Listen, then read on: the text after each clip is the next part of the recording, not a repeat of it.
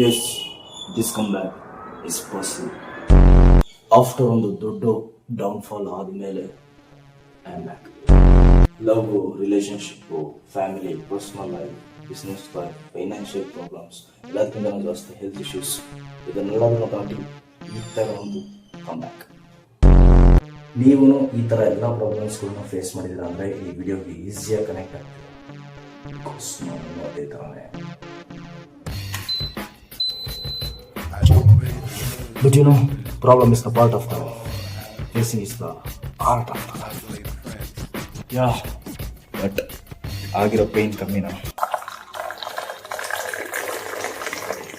ಇಷ್ಟೆಲ್ಲ ಪ್ರಾಬ್ಲಮ್ಸ್ ನನ್ನ ಲೈಫಲ್ಲಿ ದೊಡ್ಡ ಇಂಪ್ಯಾಕ್ಟ್ ಕ್ರಿಯೇಟ್ ಮಾಡಿದೆ. But there is no flowers grow without rain, there is no man grow without pain. ನನ್ನ ಲೈಫಲ್ಲಿ ದೊಡ್ಡದಾಗಿ ಇಂಪ್ಯಾಕ್ಟ್ ಮಾಡಿದ ಪೇನ್ ಅಂದರೆ ಅದು ಬ್ರೇಕಪ್ ಪೇನ್. ನನ್ನ ಪ್ರಕಾರ ಎಲ್ಲ ಹುಡುಗರಿಗೂ ಬ್ರೇಕಪ್ ಪೇನ್ ಅನ್ನೋದು ಇರಬೇಕು. ಸೊ ಅವಾಗಲೇ ಅವರಿಗೆ ಲೈಫಲ್ಲಿ ಏನು ಮಾಡಬೇಕು, ಯಾವುದೆಲ್ಲ ಮಾಡಬಾರ್ದು ಅನ್ನೋದು ಕ್ಲೀನ್ ಆಗುತ್ತೆ. I was completely broken 25 March 2025ನಲ್ಲಿ. ಲೈಫಲ್ಲೇ ಮಾಡಬಾರ್ದು ಅಂತ ಅಂದ್ಕೊಂಡಿದ್ದ ಕೆಲಸ ನಾನು ಅವತ್ತು ಮಾಡಿಬಿಟ್ಟೆ. ಅದರಿಂದ ಆಚೆ ಬರೋಕ್ಕೆ ನನಗೆ ತುಂಬಾ ಹೆಲ್ಪ್ಫುಲ್ ಆಗಿದ್ದು ಆ್ಯಂಡ್ರೂ ಟೇಟ್ನ ಸ್ಪೀಚ್ ಆ್ಯಂಡ್ ಸೇಮ್ ಟೈಮಲ್ಲಿ ನನ್ನ ಐಡಲ್ ಅವ್ರೇನು ಹೇಳಿದ್ದಾರೆ ಅಂದರೆ, past is past, is never come back, present is the best gift, because we don't know what happens tomorrow. ಬೇರೆ ಯಾರೋ ಹೇಳಿರೋದು, ಕೃಷ್ಣನಾರಾಯಣ ರೆನಾಲ್ಡೋ. ಆಮ್ ಸಕಾಲ ಕಾಣ್ತೈತೆ. ನಿಮ್ಗೊಂದು ವಿಷಯ ಗೊತ್ತಾ, ಒಬ್ಬ ಫಿಟ್ನೆಸ್ ಯೂಟ್ಯೂಬರ್ ಆಗಿ ಫಿಟ್ನೆಸ್ ಕಂಟೆಂಟ್ನ ಅಪ್ಲೋಡ್ ಮಾಡಿ 8 ತಿಂಗಳಾಗಿದೆ. ಸೊ ನಾನು ಹೇಳಕ್ಕೆ ಬರ್ತಿರೋ ವಿಷಯ ಸಿಂಪಲ್. 8 ತಿಂಗಳಾದಮೇಲೆ ಒಂದು ಪ್ರಾಪರ್ ಆಗಿರೋವಂಥ ಫಿಟ್ನೆಸ್ ವ್ಲಾಗ್ಗೆ welcome back guys.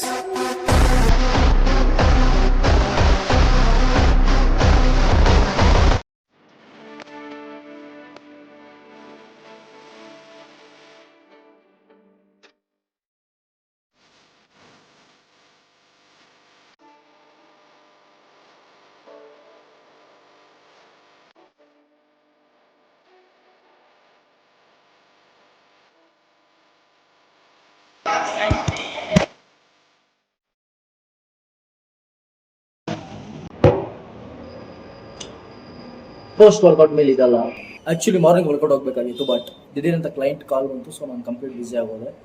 Evening workout ಹೋಗಿದೆ. ಈವ್ನಿಂಗ್ ಸಿಕ್ಕಾಪಟ್ಟೆ ಕ್ಲೌಡ್, ಸೊ ವಿಡಿಯೋಸ್ ಪ್ರಾಪರಾಗಿ ಶೂಟ್ ಮಾಡೋಕ್ಕಾಗಲಿಲ್ಲ. ಈ ಕಂಬ್ಯಾಕ್ ಯಾವ ಥರ ಇರುತ್ತೆ ಅಂದರೆ, 2024ನ ಗೋಲ್ಸ್ ಮೇ ಬಿ 2025 ಕಂಪ್ಲೀಟ್ ಆಗಬೇಕು ಅಂತ ಹೇಳಿ ಬರ್ತಿದ್ರೆ ಅದು ಯಾರ ಕೈ ತಪ್ಪಿಸೋಕ್ಕಾಗಲ್ಲ. ಈ ಒಂದು ಸಮ್ಮರ್ ಟ್ರಿಪ್ನ ನಾವು ಅಪ್ಡೇಟ್ ಕೊಡೋದಂದ್ರೆ, ಕರೆಕ್ಟಾಗಿ ಒಂದು 1 ಮಂತ್ ಬ್ಯಾಕೆ ನಾನು ಟಿಕೆಟ್ನ ಬುಕ್ ಮಾಡಿದೆ. ಆ್ಯಂಡ್ ಯಾವ ಪ್ಲೇಸ್ಗೆ ಹೋಗಬೇಕು ಅನ್ನೋದನ್ನು ಆಲ್ರೆಡಿ ಡಿಸೈಡ್ ಮಾಡಿದ್ದೆ ಹೋದ ವರ್ಷನೇ. ಅದು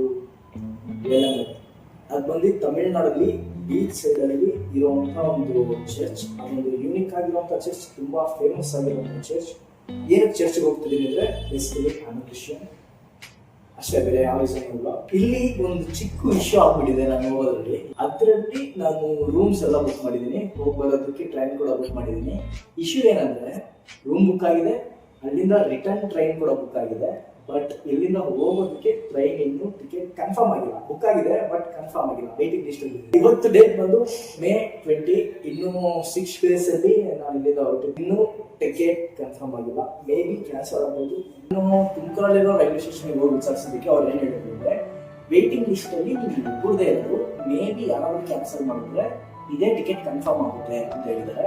50-50% ಇರೋದು.